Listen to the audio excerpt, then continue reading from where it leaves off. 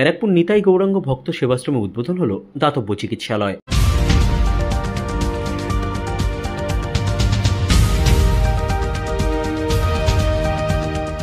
ব্যারাকপুর নিতাই গৌরাঙ্গ ভক্ত সেবাশ্রমে উদ্বোধন হলো দাতব্য চিকিৎসালয়।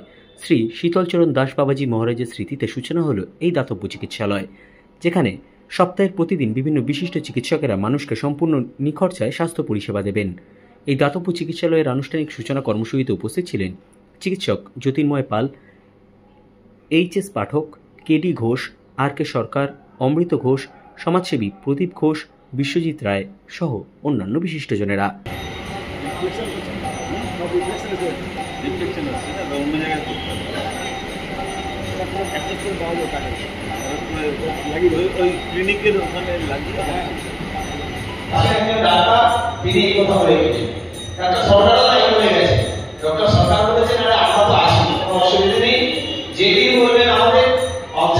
দাতব্য চিকিৎসা মানে মেডিসিন, 4-5 জন যারা অলরেডি মেডিসিন দিচ্ছি, তাদের ডাক্তাররা দেখে যে প্রেসক্রিপশন দিচ্ছে সেই প্রেসক্রিপশন অনুযায়ী আমরা 1 মাসের মধ্যে দিয়ে দিচ্ছি।